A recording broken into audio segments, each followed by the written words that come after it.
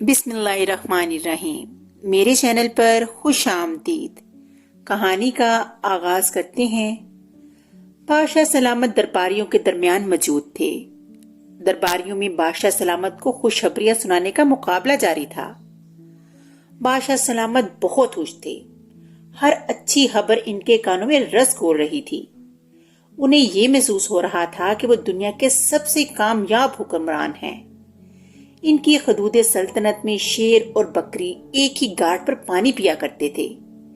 رعایا اتنی خوشحال ہو چکی تھی کہ ملازمین ملنا دشوار ہو گئے ہیں۔ امن و امان کی حالت اتنی مثالی ہے کہ ہر شہر میں کوتوالی کا عملہ ہاتھ پر ہاتھ دھرے بیٹھا ہے۔ بازاروں میں چہل پہل ہے۔ تاجروں کے پاس اشیاء صرف کے انبار لگے ہوئے ہیں اور رعایا جولی پلا پلا کر بادشاہ سلامت کی درازی عمر کی دعائیں کر رہی ہے۔ سلطنت اور رعایا کے بارے میں ایسے تمام خوشگوار حالات کی خبروں کا واحد ذریعہ بادشاہ سلامت کے یہی درباری تھے، جو بادشاہ سلامت سے اتنی محبت کرتے تھے کہ جہاں ان کا پسینہ گرے درباری اس جگہ اپنا خون بہانے کے لیے تیار بیٹھے رہتے۔ اور یہ تو ظاہر ہے کہ تاریخ کے ایسے نادر الوجود حکمران کی جان اتنی قیمتی تھی کہ مجال ہے ان درباریوں کا حلقہ توڑ کر کوئی پرندہ بھی پر مار سکے۔ محل میں بھی ہر وقت خوشی و مسرت برستی رہتی تاکہ بادشاہ سلامت کا دل بہلا رہے اور کوئی بھی دکھ یا بری خبر ان کے پاس نہ پہنچے۔ ہر مصاحب کی کوشش ہوتی ہے کہ وہ عالم پناہ کے سامنے تفریح کا نئے سے نیا طریقہ پیش کرے اور جہاں پناہ سے داد و انعام وصول کرے۔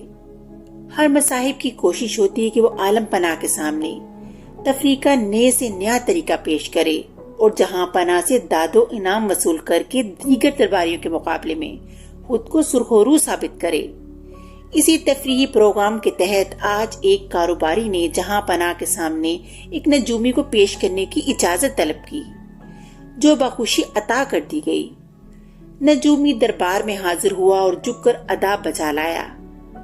جہاں پناہ نے نجومی کو حکم دیا کہ وہ ان کے مستقبل کے بارے میں ذائچہ بنا کر انہیں بتائے کہ آنے والے دنوں میں بادشاہ سلامت کو کس قسم کے حالات درپیش ہیں۔ نجومی نے جھک کر سر خم کیا اور دربار کے ایک کونے میں بیٹھ کر ذائچہ تیار کرنے میں مشغول ہو گیا۔ جہاں پناہ اس دوران دوسری تفریحات سے اپنا دل بہلا رہے تھے۔ تھوڑی دیر بعد نجومی ذائچہ تیار کر کے فارغ ہوا اور جہاں پناہ سے جان کی امان طلب کرنے کے بعد چند پیش گوئیاں کرنے کی اجازت چاہی۔ جہاں پناہ نے فیاضی کا مظاہرہ کرتے ہوئے جان کی ایمان اور پیش گوئیاں کرنے کی اجازت نجومی کو دے دی۔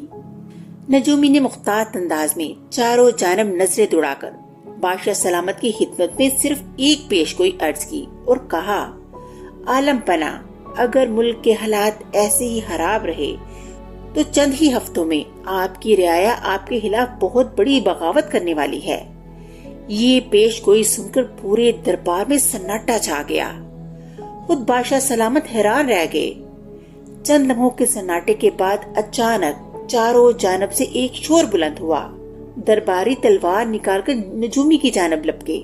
چاروں طرف سے دوڑو پکڑو کا ایک شور بلند ہوا، لیکن بادشاہ سلامت گرددار آواز میں ڈانٹتے ہوئے تخت سے اٹھ کر مصاحبین پر برس پڑے اور حکم دیا کہ نجومی کو اپنی بات مکمل کرنے کا موقع دیا جائے۔ تمام مصاحبین اپنا سا منہ لے کر رہ گئے۔ جو درباری نجومی کو دربار میں لے کر آیا تھا اس کا بس نہیں چل رہا تھا، ورنہ وہ نجومی کا گلا دبا دیتا۔ نجومی نے اسے کھلم کھلا دھوکہ دیا تھا اور بجائے بادشاہ سلامت کو مستقبل کے سہانے خواب دکھانے کے انہیں حقیقت بتانے پر تل گیا تھا۔ نجومی نے بادشاہ سلامت کی خدمت میں عرض کیا، حضور والا، آپ کی رعایا بھوکوں مر رہی ہے۔ چوری ڈکیتی اور رہزنی عام ہے۔ آپ کے تمام وزراء اور مصاحبین نے آپ کی رعایا پر ظلم و ستم کے پہاڑ توڑ رکھے ہیں کہ رعایا کے لیے ایک سانس لینا بھی دشوار ہو رہا ہے۔ بادشاہ سلامت سر جھکا کر یہ سوچنے لگے کہ آخری مرتبہ کب ان کی رعایا سے براہ راست ملاقات ہوئی تھی، لیکن انہیں یاد ہی نہیں آ رہا تھا کیونکہ اس ملاقات کو برسوں بیت گئے۔ ہاں، یہ ضرور تھا کہ آخری ملاقات کے بعد ہی ان کے مصاحبین نے بادشاہ سلامت کی رعایا میں زبردست مقبولیت کے پیش نظر پچھڑا دیا تھا کہ ان کے مخالفین جہاں پناہ کی عوام میں اس مقبولیت کو برداشت نہیں کر سکیں گے اور وہ سازش کر کے جہاں پناہ کی زندگی کو ختم کرنے کی کوشش بھی کر سکتے ہیں۔ اس لیے مصاحبین نے جہاں پناہ کے گرد محافظوں کا پہرا سخت کر دیا اور رعایا سے الگ تھلگ کر دیا۔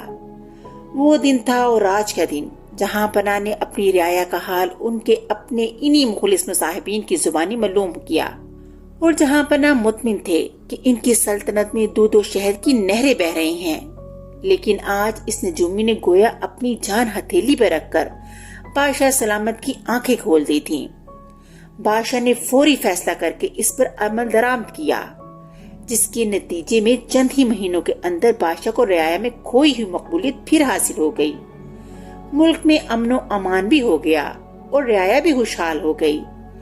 بادشاہ نے یہ کیا کہ نجومی کو فوری طور پر وزارت عظمیٰ کا عہدہ سونپ دیا، تمام مصاحبین کو فی الفور برطرف کرنے کا حکم جاری کر دیا، کیونکہ وہ جانتا تھا کہ جو شخص بڑے دربار میں اپنی جان کا خطرہ مول لے کر اسی حقائق سے آگاہ کر سکتا ہے تو وہ شخص یقیناً اپنے ملک اور ملک کے عوام اور خود بادشاہ کا کتنا بڑا خیر خواہ ثابت ہو سکتا ہے، اور نیا وزیر اعظم ایسا ہی ثابت ہوا۔ اس طرح کہانی کا اختتام ہو گیا۔ اگلی کہانی کے ساتھ پھر ملیں گے، تب تک کے لیے اللہ حافظ۔